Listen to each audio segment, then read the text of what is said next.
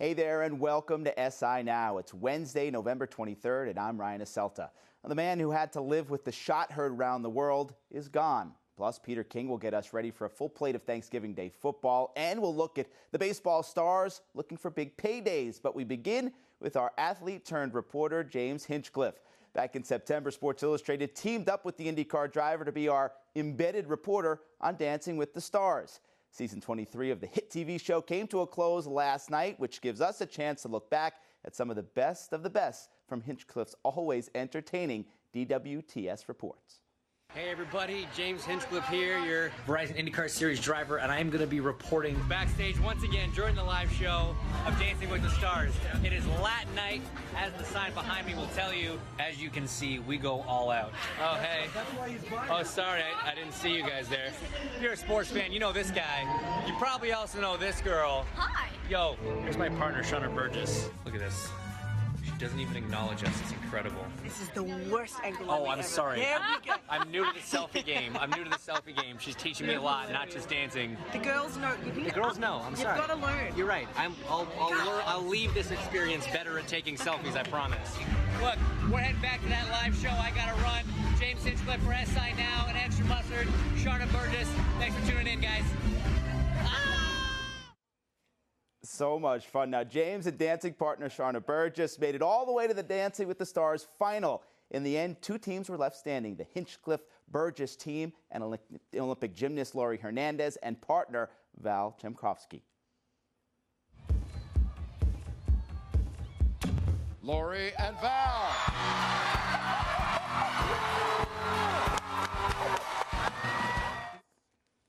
And there you have it. We are very excited to have the DWTS runners-up with us today, James Hinchcliffe and Sharna Burgess. First off, guys, congratulations on the run you guys put together. I know the last 24 hours have been a bit of a whirlwind for you, right? Yeah, a little bit. You could say that. It's great to have you guys here. James, it was so much fun having your reports. You have some serious selfie video skills. That is amazing what you did for us. I've been learning from the best. I mean, you saw in the package, she was teaching me the angles and how to do it right. But no, we had a blast with it. I'm glad that we were able to do that and give you guys a little bit of a behind-the-scenes look. And it was cool to know that, you know, and for the first time ever, the top three were all athletes on the show. Yeah. So it's cool that we were representing the sporting world well. Yeah, you, Laurie, and Calvin Johnson, Megatron, finished third. How about you? You were known as the miracle contestant, the underdog, surprising people throughout the way. When you signed up for this, how would you have handicapped yourself going into this competition? Oh, significantly. I went in honestly with no expectations because I have no experience in dance whatsoever. Didn't know what to expect, and I mean, I make the joke. That really isn't a joke. I don't think I'd ever danced sober before I got on the show. I mean, I was just one of those guys. And so to have made it, you know, to this point, I think more than anything just speaks volumes for what a great teacher Sharna is and what she was able to do with this weird, lanky, bad-postured Canadian kid who had never danced before. How about his progress, Sharna? From what you saw from the start of this competition to last night, how impressed were you with what he was able to do? Oh, it's hard to put it into words, actually. I didn't expect James to have the talent that he did. And, you know, we say all the time, it's not that he's a natural talent, it's his ability to learn and dedicate himself to it. I watched him push himself as hard as I was pushing him. Every single week, he would go home and come back better the next morning. And that's what made him so incredible. That's what made him, you know, so amazing every week and be able to wow people and be in that top two. You know, it's really his work ethic. He says it's me, but I say it's all him. Teamwork. Yeah, obviously there was teamwork involved here. James, your free dance in the finals, you really bared it all. You had to relive almost your near-death experience at Indy and the crash that you had there. You wore the shirt open showing your scar. What was that like for you to put an artistic impression on one of the biggest moments in your life? What was so incredible about that moment for me was the moment in that journey that the dance really depicted was kind of a gap, because it wasn't a part that I had any memory of, and it wasn't a part that I had put really much thought into. Whether that was a conscious decision or not, I'm not sure. But when, you know, the idea came up and Sharna decided to create something around that moment where, my doctor describes I had to make a decision to fight for my life because it was really touch and go at that point. And to kind of put that into something visual and almost create a memory out of it, and in such a beautiful way, the way that she put it together, it almost finished that story for me. It had a gap in it, and she kind of filled that gap. And so it was a very emotional night. It was a very emotional piece, but I think it was beautiful the way it turned out, and she was incredible in how she put it together. Yeah, Sharna, how tough was that to choreograph, and not only to get it right in James' mind and almost reliving that experience, but also to connect with the audience through what you were choreographing? Honestly, I don't even think it was difficult. It was just a beautiful experience to create that moment for James. And I'd been thinking about it for weeks, in knowing that he was a contender and it was a real possibility for us to be in that final. I was thinking, okay, how do I make an epic freestyle for him?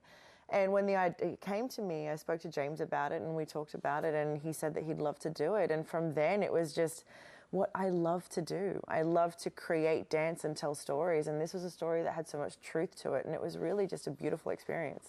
You're used to dancing under pressure, yes, like we've seen. But James, this is new to you, though. Pressure is nothing new. You've been in big races. You've been in the cockpit. How was the transition from the cockpit to the dance floor as an athlete, really spreading your wings quite a bit, so to speak here? A little bit outside the comfort zone, yeah. Certainly. Honestly, there's a couple massive differences. One, I've been racing for 2 decades. My first show, I'd been dancing for 2 weeks. So not something I was quite as comfortable doing. And another thing that I realized, different from a lot of other athletes, when you talk to Calvin about it, he's used to being in a stadium where you can see the people and hear the people. My sport doesn't really allow that luxury. I'm very focused on what's happening. Engine noise drowns out people. You're moving too fast to notice the fans really being there. And so our very first number, the third step was a spin move, and the audience goes nuts, and you hear this noise that I just hadn't heard before. In rehearsal, the audience isn't there. You have the cameras and the lights and the whole bit, but the live audience was actually what kind of threw me the most. And that was one of the toughest things, was getting used to that, which, again, some other athletes in traditional team sports would be used to, but really kind of took me by surprise. How isolated is it racing for you? You talk about the crowd noise. There's hundreds of thousands of fans there cheering for you, screaming. You got the roar of the engine. Is it really that solitary in the cockpit? 100%. It's you and the little voice in your head. And by that I mean, your engineer, not the other ones, which are also there, but they're usually pretty quiet when I'm in the car. They leave me alone. So it's very different. Like you say, the Indy 500 is the largest single-day sporting event on Earth, and there are 400,000 people on the property. And you don't notice or hear or see one of them, really. You're just so focused. It's you and your spotter and your engineer, and that's it. So it was a very different kind of sensory experience. Now that the journey's over, guys, Sharna, is there one memory you're going to take with you from this experience with James? Oh my goodness, I couldn't pick one. There has been so many epic moments for us and so many incredible funny experiences. I feel like I have laughed every single day since the day that I met James, laughed with him, at him, and all the rest of it. Yes. But I think the best part I'm taking away from this is a true friendship. We really have connected. The bond is real. We're going to stay friends for a very long time. And that, to be honest, is the most special thing we could really take away from it. How about you, James? Aside from your SI reports on a weekly basis. Which were clearly the highlight. They were the highlight for us. I'll tell you. What are you going to remember most about this? I mean, I think Sharna kind of hit the nail on the head. The people on the show are really what make it so special as a contestant. It is a big family, and I've got a lifelong friend now here, and it doesn't stop there. Meeting guys like Calvin and Ryan and Lori and Jana and some of the other pros and some of the crew and everybody. We're all going through this together. It was 3 months of a lot of hard work, a lot of late nights, a lot of frustrated faces trying to figure out how to dance and all the rest of it. And so, sure, I'll leave with a knowledge of dance I didn't have before, with a genuine passion and appreciation for dance I didn't have before. But more than anything, you leave with some friendships I think will last a long time. Well, congratulations again, guys. I know you mentioned the 3 months of hard work. I know you're both looking forward to a little bit of downtime. Not much. Just a little bit. Thank you guys for coming in, and happy Thanksgiving to you both. All right, coming up, Peter King gets us ready for a busy Thanksgiving day full of football. But first, baseball free agency is in full swing with many big names still roaming the open market. With the winter meeting set to kick off in a little over a week, Maggie Gray caught up with SI baseball writer Albert Chen for a look at who may end up where.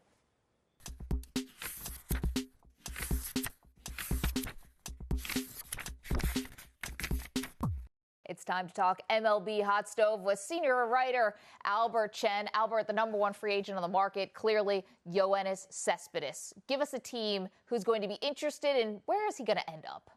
Well, there are 3 teams. I think the Mets certainly, does he go back to New York?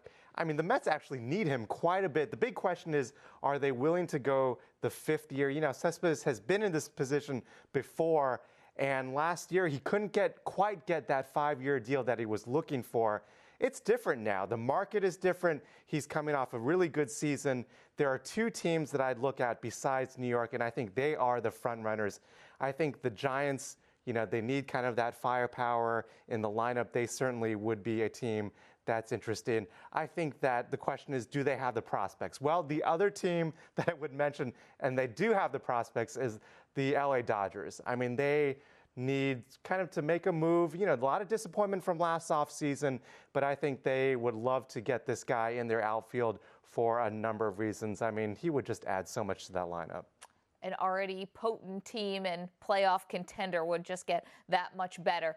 The Blue Jays are set to lose 2 very big pieces in Edwin Encarnacion and also Jose Bautista. Is it possible that Toronto could retain either of these guys? Yeah, I mean, it's certainly possible, but I think that neither of these guys are coming back. I think that front office, you know, a new regime kind of in Toronto, and I think this is going to go in a different direction, which I think is the right thing for them to do, but I think they're losing. I mean, there's no question about it. These are 2 heavy hitters in the middle of the order. Edwin Encarnacion, one of the kind of underrated players in Major League Baseball, just a ridiculously consistent source of power. He's going to get a big contract. And I think Boston's really right at the top of the list there. Jose Bautista, really almost an iconic figure in Toronto. I mean, we were talking about a massive contract potentially with the Blue Jays that he was going to sign last February before spring training. But it is really amazing how much his value has gone down. 36 years old now, really struggled in the outfield. His defense is not what you want it to be at. So you have to look at American League teams that are going to be in the mix here where, you know, you can give him a lot of at-bats at DH. So, you know, it's going to be a long list of teams that are interested. It's just a matter of how much does his price fall. And I think it's going to fall quite a bit, actually. Okay, so give us some of those American League teams. Who are we talking about? Yeah, I mean, I think the Yankees have to be under consideration. The Rangers certainly are looking to add some offense to their lineup. And the Astros, I think, you know, they've already been very active this offseason, and I think they're going to be very active going forward. It's just a matter of, you know, how much are you willing to spend for a 36-year-old? If it's a 1 or 2 year deal, I think the Astros are a perfect fit. They need kind of that veteran presence in the lineup. So, you know, it's going to be an American League team, and it's going to be very interesting to see where he ends up. Let's talk about pitchers for a moment, because 2 marquee closers are going to be on the market. That's Aroldis Chapman of the world champion Chicago Cubs and also Kenley Jansen. Where do you see these 2 closers ending up? Well, these 2 guys are so interesting because they were really kind of 2 of the biggest stars of the postseason. Sure. And they pitched multiple innings. You know, these are traditional closers who really kind of increased their value over October because they were just willing to pitch more than kind of the 1 inning in the 9th inning. And I think that's a big reason why you're going to see record-breaking deals for both guys. I think for Chapman and for Jansen. I think Chapman's going to command the bigger deal. I don't think he returns to Chicago. I think the Giants are very desperate for a closer. He's certainly at the top of their list. If they don't get him, I think Jansen is right up there. Both these guys are going to set records with their deals as relievers, and I think they are worth every penny because, as we see now in Major League Baseball, it's all about the bullpens. It's all about locking down those late innings, and these guys are really, they're just tremendous. Are we going to see closers getting $100 million deals? Well, Jonathan Papelbon a few years ago, you know, broke the record with a $50 million deal. I think both these guys, I think Chapman in particular, he's going to double that. Whether he gets, you know, does he get over 100? to get 90, I think it's going to be right in that neighborhood. And you know what? It's worth the money. I mean, if a team, deploys these guys in kind of the proper manner, he's going to be worth every cent. We saw in the postseason, the bullpen is not what it used to be, that's for sure.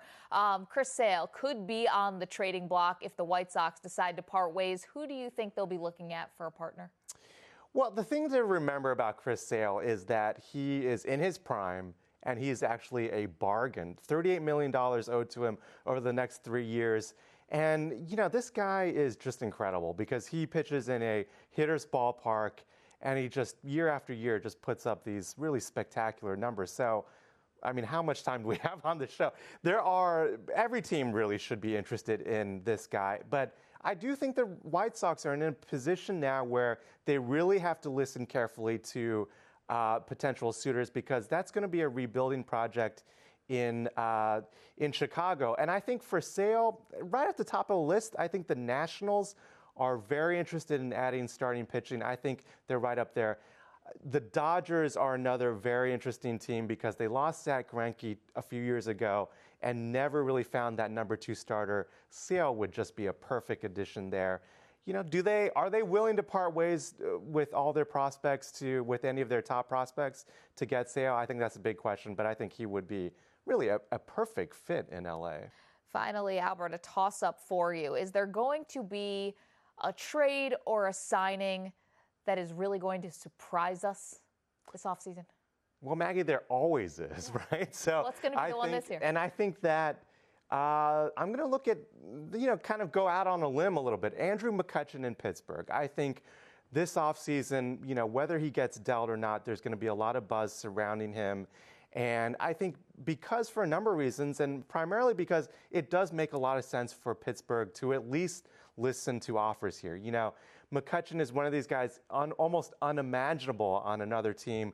But I think that the Pirates, given sort of his, maybe a lot of people would argue the beginning of the decline for him, former MVP winner, of course, they're going to listen to offers, and there may be a team, and I think it may be a wise team that goes out and makes a big deal for him. So look at McCutchen in Pittsburgh. That's going to be a very interesting storyline this offseason. For any team in the NL Central, hats off to you. Good luck, because now you have to deal with the Chicago Cubs. That's exactly right. After a year. Albert Chen, appreciate it.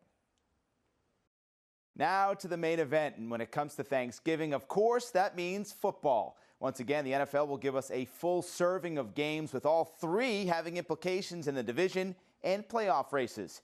Here's the MMQB's Peter King to get us ready.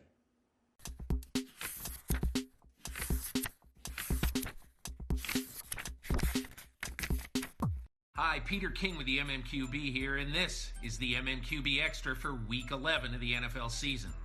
Looking ahead, Thanksgiving could be a really great day of football, but it's the first time I ever remember a day when all 3 games, if you combine all the records of the teams, there's not a single team with a losing record among the 6 teams playing. Let's start with the early game from Ford Field in Detroit. Minnesota, Detroit, both 6-4. The winner of this game has NFC North supremacy, and especially with the struggles of the Green Bay Packers, you have to think the winner of this game is the favorite to win this division. I like Minnesota. I think the Vikings got back on track. A few big plays in that game against Arizona on Sunday.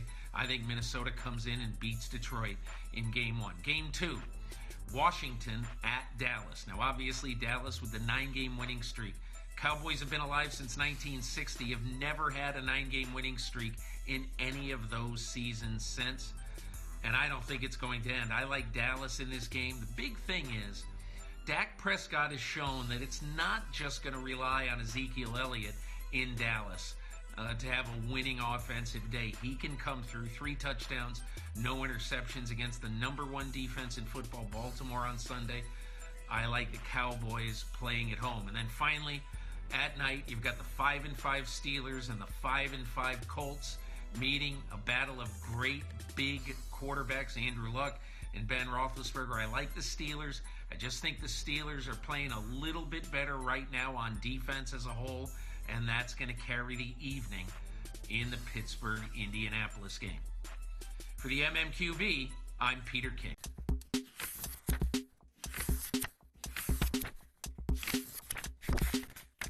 Well, the world of sports was not without loss this Thanksgiving week. A ball player who was most known for throwing one pitch, Ralph Branca, the man who teed up the infamous toss to Bobby Thompson, creating the shot heard around the world, passed away on Wednesday at the age of 90 years old. Let's welcome in SI senior writer Tom Verducci for more on the legendary figure in baseball. And Tom, besides that ill-fated pitch to Thompson that gave the Giants the National League pennant back in 1951, Branca pitched 12 seasons in the major leagues.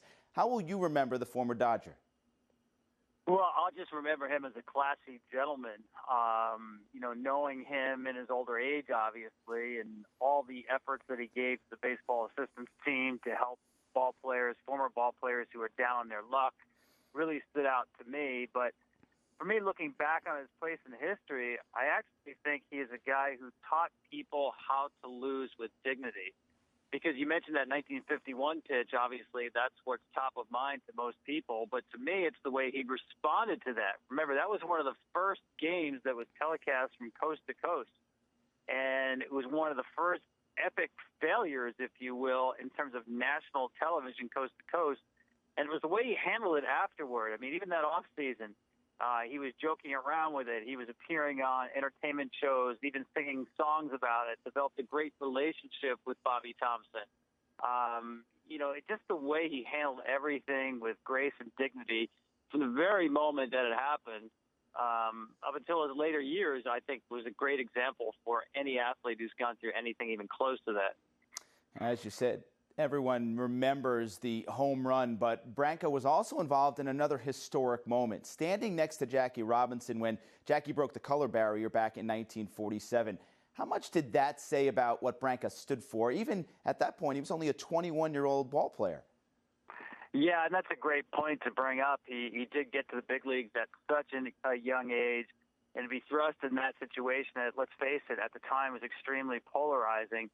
Ralph was the last living link to those 47 Dodgers, and Jackie breaking the color barrier. It was never easy for Jackie Robinson, but I think teammates like Ralph Branca helped ease a lot of those difficulties, at least internally, in the Dodger clubhouse. And he was a great friend of Jackie Robinson's, a great teammate as well, and anybody who ever played for those Brooklyn Dodgers always mentioned about Ralph and his influence on everybody, what a great teammate he was, and a really good pitcher, by the way. You mentioned this, but he did have a long career in the big leagues, made a couple of all-star teams, pitched on a championship team. So it's a shame we kind of think of him as the guy who threw the pitch to Bobby Thompson, but a whole lot more of a classy gentleman. Tom, when you think back, has there ever been a player on the tragic side of a great moment that was more well-known in baseball lore than Ralph Branca? I don't believe so. I mean, you can make a case that was the most famous home run in baseball history, and for someone to be on the wrong end of it, to live with it really most of their entire adult life, would sound like an incredible burden for anybody else. But for Ralph Branca, I don't think it burdened him. I think he just realized he was in the wrong moment in the crosshairs of history on the wrong side of the pitch. But again, the class with which he handled it is something that I think will outlive Ralph Branca. I think when people think of the name Ralph Branca, they will think of the pitch that he threw, but they should really think about the way he handled everything thereafter. Such a good point. SI senior writer Tom Verducci, thanks for being with us, and happy Thanksgiving to you. Thank you, and happy Thanksgiving. All right, and that's going to do it for this Wednesday episode of SI Now. We'll see you back here tomorrow at 1 p.m. Eastern with U.S. Soccer's finest, Carly Lloyd. Until then, stick with SI.com, and don't forget to follow us on Twitter at SI Now Live. Have a great afternoon, and happy Thanksgiving.